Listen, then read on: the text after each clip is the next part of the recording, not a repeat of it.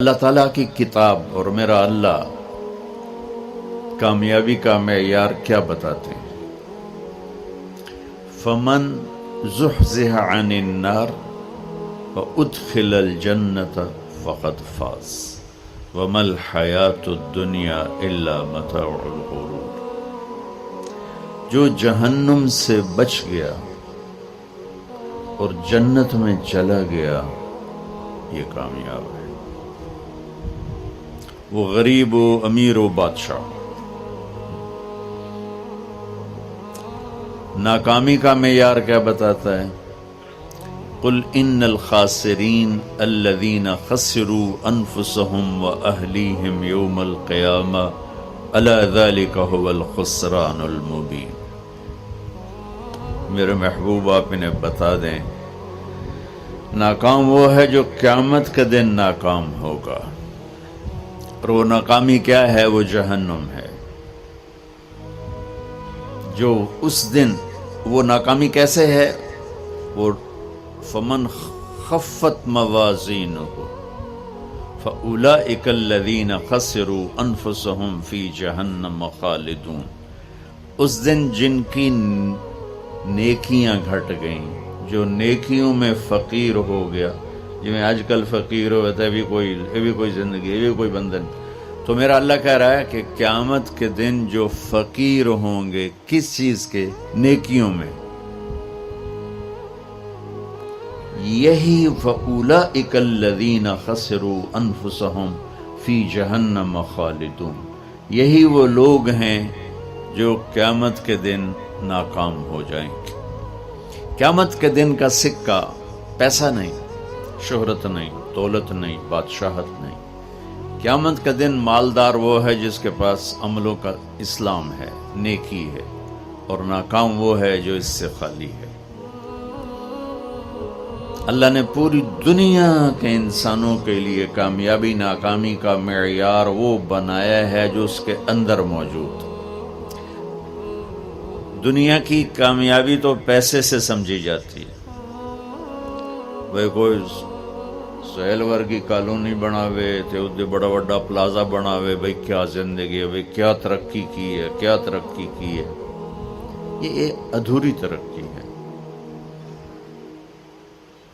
میرے اللہ نے کامیابی ناکامی کا معیار وہ بتایا ہے جس میں غریب، امیر، عورت، مرد، پڑھا لکھا، ان پڑھ، دیہاتی، شہری، کالا، گورا، عربی، عجمی، سب ایک جیسی طاقت رکھتے ہیں کہ اللہ کو راضی کرنے کے لیے یہ جسم اس کی اور اس کے رسول کی فرما برداری میں جھکانا پڑتا ہے۔ یہ کامیابی میں اب اس میں غریب، امیر، جسم تو اللہ نے سب کو دیا، جو معذور ہے ادکول بھی ادھورا پدھورا ہے تو صحیح نا۔ تو سلطان باہو رحمت اللہ علیہ کا فرمان ہے، دل دریا سمندروں ڈوگے، کون دلاں دیاں جانے ہو، وچے جھیڑے وچے ویڑے وچے ونج مہانے ہو۔ تو اس کا خلاصہ وہ جو میں بتا رہا ہوں کہ انسان کو کامیابی کے لیے باہر کچھ بھی نہیں، سب کچھ اندر ہے۔ وفی انفسکم افلا تبصرون، جس کو ہمارے شاعر نے بڑے خوبصورت، شاعر مشرق جنہیں ہم کہتے ہیں اقبال رحمت اللہ علیہ، اپنے من میں ڈوب کر پا جا سراغ زندگی۔ تجھے کیوں فکر ہے اے گل دلے صد چاک بلبل کی، تو اپنے پیرہن کے چاک تو پہلے رفو کر لے۔ تو میرے بھائیو، کامیابی اور ناکامی اور قیامت کے دن کی عزت، اللہ کی قسم اس کا تعلق نہ ایسی کالونیوں سے ہے، نہ ایسے پلازوں سے ہے، اور نہ فقیری سے ہے، نہ فقیری سے۔ سلطان محمود غزنوی رحمۃ اللہ علیہ 416 ہجری میں انتقال ہوا۔ 416 دنیا میں 4 بادشاہ بڑے گزرے ہیں، 4۔ ایک سکندر جو عیسیٰ علیہ السلام سے پہلے تھا، اس کے بعد سلطان محمود غزنوی، اس کے بعد چنگیز خان، اور اس کے بعد تیمور۔ یہ 4 دنیا میں بڑے بادشاہ گزرے جن کی حکومت کی وسعت بہت بڑی تھی۔ بہت پہلے اشوک بھی گزرا ہے، لیکن وہ تاریخ میں اتنا محفوظ نہیں ہے. ان چاروں کی تاریخ محفوظ ہے. 1974 میں 416 ہجری 1974 کوئی 1000 سال کے قریب گزر چکا ہے. غزنی میں زلزلہ آیا تو اس کی قبر بیٹھ گئی. تو اس وقت ظاہر شاہ مرحوم کی حکومت تھی، تو انہوں نے کہا بھئی قبر کو دوبارہ بناؤ. تو جب قبر کو کھولا گیا تاکہ دوبارہ بنایا جائے تو آپ حیران ہوں گے اس کا کفن بھی میلا نہیں ہوا تھا اور اس کا جسم صحیح سلامت پڑا تھا. وہ مسجد کا امام نہیں تھا، کسی خانقاہ کا پیر نہیں تھا، کسی مدرسے کا وہ مفسر محدث شیخ الحدیث نہیں تھا، کسی کونے میں بیٹھ کے اللہ اللہ کرنے والا نہیں تھا. دنیا کے 4 بڑے بادشاہوں میں ایک بادشاہ گزرا ہے. اور حکومت کتنے کی؟ 33 سال. 33 برس کی حکومت کر کے 1000 سال کے بعد قبر پھٹی تو اس کا جسم ایسے تھا جیسے ابھی کوئی قبر میں رکھ کر گیا ہے. تو اس سے معلوم ہوا کہ دنیا کی ترقی آدمی کو آخرت کی کامیابی سے نہیں روکتی، اپنا غلط استعمال انسان کو آخرت میں بھی ناکام کرتا ہے اور اللہ کی بارگاہ میں بھی اسے ذلیل کرتا ہے.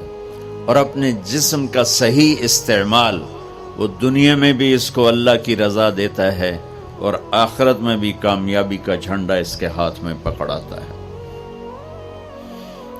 تو اللہ تعالیٰ نے کامیابی ناکامی کا معیار جو قرآن میں بتایا ہے وہ بالکل مختلف ہے. جو ہم سمجھے ہیں وہ بالکل مختلف ہے. تو ان الدین عند اللہ الاسلام. اللہ تعالیٰ نے فرمایا اب کامیاب ہونے کے لیے ایک ہی راستہ ہے، وہ اسلام ہے. وَمَن يَبْتَغِ غَيْرَ الْإِسْلَامِ دِينًا فَلَن يُقْبَلَ مِنْهُ وَهُوَ فِي الْآخِرَةِ مِنَ الْخَاسِرِينَ. جو اسلام کے علاوہ کسی بھی راستے پر چل کر آیا تو اللہ اسے قبول نہیں فرمائے گا. تو بھائیو، اللہ نے ہم پر کرم کیا کہ ہم ایمان والے ہیں، اسلام والے ہیں. ہماری بدقسمتی کہ ہمیں نادان علماء نے نادان کی شرط لگا رہا ہوں، ہر شعبے میں نادان لوگ ہوتے. دفتروں میں رشوت لینے والے نادان لوگ، ہیرا پھیری کرنے والے بازار میں نادان لوگ ہیں، ملاوٹ کرنے والے منڈی میں نادان لوگ، چوری کرنے والے، ڈاکہ ڈالنے والے، اڈے چلانے والے، یہ نادان لوگ ہیں. تو انسان بگڑا ہوا ہے تو ممبر پر بیٹھنے والے بھی کچھ نادان ہیں اور کچھ سمجھدار ہیں. تو نادان لوگوں نے جب ممبر پر بیٹھے انہوں نے ہمیں فرقوں میں بانٹ دیا اور اتنی نفرت پیدا کر دی کہ اے کافر، اے کافر، اے کافر، اے کافر. ادھر نال تسی مصافحہ بھی کیتا تے تہاڈا نکاح ٹوٹ جائے گا. ایسے الو اور ایسے عقل کے پیدل لوگ وہ موجود ہیں. انہوں نے ہمیں توڑ کے رکھ دیا اور مسلم کی بجائے کسی پر دیوبندی کا لیبل، کسی پر بریلوی کا لیبل، کسی پر شیعہ کا لیبل، کسی پر اہل حدیث کا لیبل، لکھاں لیبل بنا کے انہوں نے ہمیں ٹوٹے ٹوٹے کر دیا. دیکھو میں ہاتھ جوڑتا ہوں، شعبان کا مبارک مہینہ ہے. میرے نبی پاک صلی اللہ تعالی علیہ وسلم جب رجب کا پچھلا مہینہ جو گزر گیا نا، یہ جب آتا تھا تو آپ کہتے تھے اللہم بارک لنا فی رجب و شعبان، یا اللہ ہمارے رجب اور شعبان میں برکت دے. وبلغنا رمضان، اور یا اللہ آگے رمضان آ رہا ہے، یا اللہ ہمیں اس تک پہنچا دے. اور آپ شعبان میں سب سے زیادہ روزے رکھتے تھے، کبھی کبھی پورا مہینہ شعبان کے روزے آپ رکھتے تھے. اور 15 شعبان جو بہت مبارک رات ہے، اس میں آپ نے فرمایا اس کا قیام، رات کی تہجد اور دن کا روزہ، یہ اللہ تعالیٰ کی بارگاہ میں بہت محبوب ہے. تو ہم مسلمان کے لیبل کو ہٹا کر، آپ دیکھو مسجدوں پہ لکھا ہوتا ہے بریلوی مسجد، دیوبندی مسجد، اہل حدیث مسجد. مسجد تو اللہ کی ہے.